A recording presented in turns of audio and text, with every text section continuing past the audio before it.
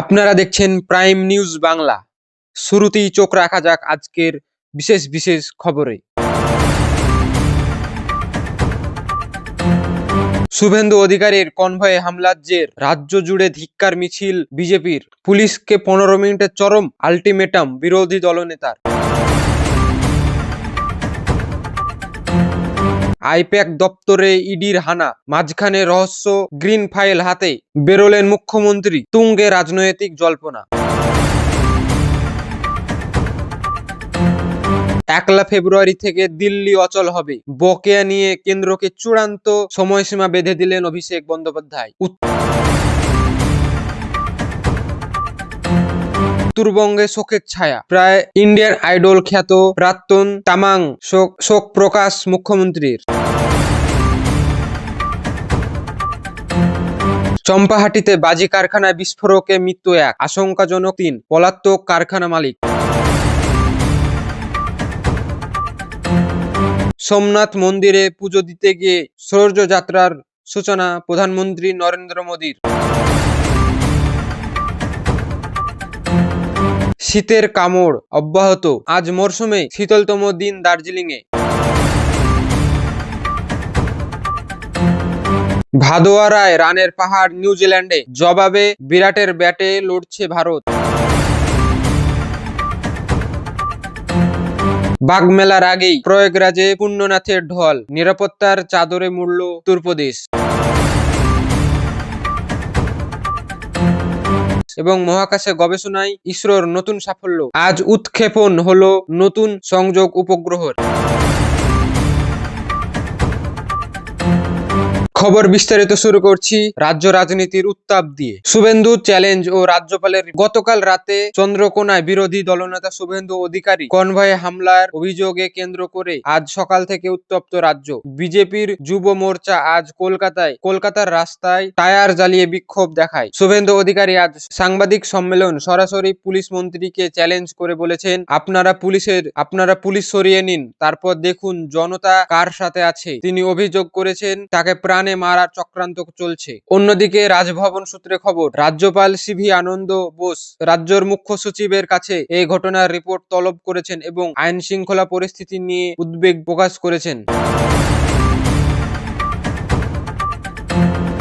রাজনীতির পরবর্তী বড় খবর, কলকাতায় আইপ্যাক অফিসে আজ ইডি তল্লাশির অভিযান চালায়, কিন্তু নাটকীয় মোড় আসে যখন খবর পেতেই সেখানে পৌঁছান মুখ্যমন্ত্রী মমতা বন্দ্যোপাধ্যায়। কিছুক্ষণ পর তিনি বেরিয়ে আসেন, তার হাতে একটি সবুজ রঙের ফাইল দেখা যায়। বিরোধীদের প্রশ্ন, ইডির তল্লাশির মাঝখানে মুখ্যমন্ত্রী কি নথি নিয়ে গেলেন? সিপিএম নেতা মোহাম্মদ সেলিম কটাক্ষ করে বলেন, ওটা দুর্নীতির ফাইল, তাই লুকিয়ে গিয়েছিলেন। তৃণমূল অবশ্য এক প্রশাসনিক রুটিন কাজ বলে দাবি করেছেন, কিন্তু এই গ্রিন ফাইলে এখন রাজ্যের রাজনীতির সবচেয়ে বড় রহস্য। অভিষেকের দিল্লি চলো ডাক। অন্যদিকে 2026-এর নির্বাচনের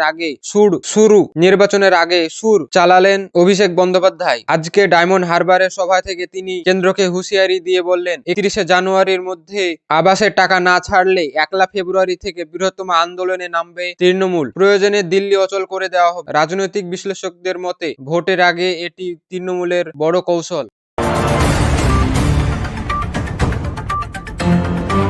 রাজ্যের অন্যান্য খবর, পাহাড়ের মানুষ আজ শোকে মূল্যহান। ইন্ডিয়ান আইডল সিজল 3 বিজয়ী এবং সবার প্রিয় গায়ক প্রশান্ত তামাং আর নেই। আজ সকালেই হৃদরোগে আক্রান্ত হয়ে মাত্র 43 বছর বয়সেই তিনি দেহ ছাড়লেন। তার মৃত্যুতে পাহাড় ও সমতলের সেতু বন্ধনে যেন ছাদ পড়েছে। জিটিএ এবং রাজ্য সরকারের তরফ থেকে তাকে শেষ শ্রদ্ধা জানানো হয়েছে। ফের বাজি কারখানায় বিস্ফোরক, দক্ষিণ 24 পরগনার চাপাহাটিতে আজ সকালে ভয়াবহ বিস্ফোরক, প্রাণ গেল একজনের, আহত 3। স্থানীয়দের অভিযোগ, পুলিশের নাকের ডগায় চলছিল এই বেআইনি কারখানা। পুলিশ জানিয়েছে মালিকের খোঁজে তল্লাশি চলছে।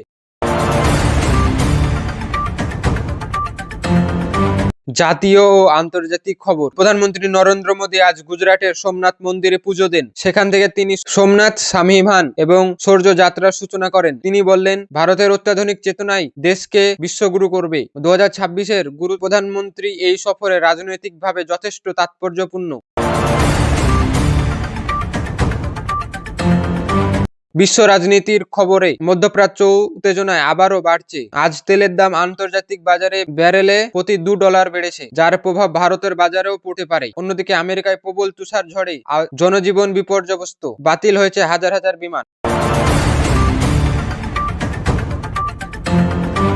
খেলা ও অন্যান্য খবর। প্রথম ওডিআই ম্যাচে নিউজিল্যান্ড ভারতের সামনে 302 রানে লক্ষ্য রেখেছে। তাড়া করতে নেমে ভারত শুরুটা ভালো করেছে। বিরাট কোহলি আজ দারুণ ছন্দে, তিনি ইতিমধ্যেই হাফ সেঞ্চুরি পূর্ণ করেছেন। তবে ঋষভ পান্তের চোট ভারতীয় শিবিরে কিছুটা চিন্তার ভাঁজ ফেলেছে। শেষ আপডেট পাওয়া পর্যন্ত ভারতের স্কোর 3 উইকেট, 180 রান।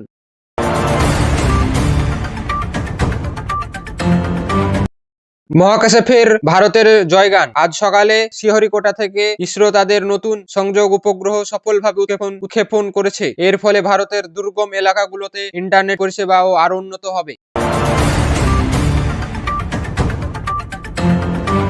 আজ সোশ্যাল মিডিয়ায় ভাইরাল হয়েছে দার্জিলিং এর একটি ভিডিও, যেখানে দেখা যাচ্ছে পর্যটকরা তুষারপাতের আনন্দ নাচছেন। মাঘের শুরুতেই এই ছবি মন ভালো করে দেওয়ার মতো। যাওয়ার আগে আবহাওয়ার আপডেট। আলিপুর আবহাওয়া দপ্তর থেকে আগামী 48 ঘন্টা কলকাতা সহ দক্ষিণবঙ্গে শীতের আমেজ বজায় থাকবে। উত্তরবঙ্গে ঘন কুয়াশা সতর্ক জারি করা হয়েছে। আজকে সারাদিনে সমস্ত গুরুত্বপূর্ণ খবর এবং বিশেষ বিশ্লেষণ এই পর্যন্তই। রাজনীতির পরবর্তী বড় আপডেট, বিশেষ করে শুভেন্দু অধিকারী এবং পরবর্তী পদক্ষেপ এবং মমতার গ্রিন ফাইলের রহস্যের কিনারা করতে চোখ রাখুন প্রাইম নিউজ বাংলায়। ভিডিওটি ভালো লাগলে লাইক করুন এবং বন্ধুদের সঙ্গে শেয়ার করুন।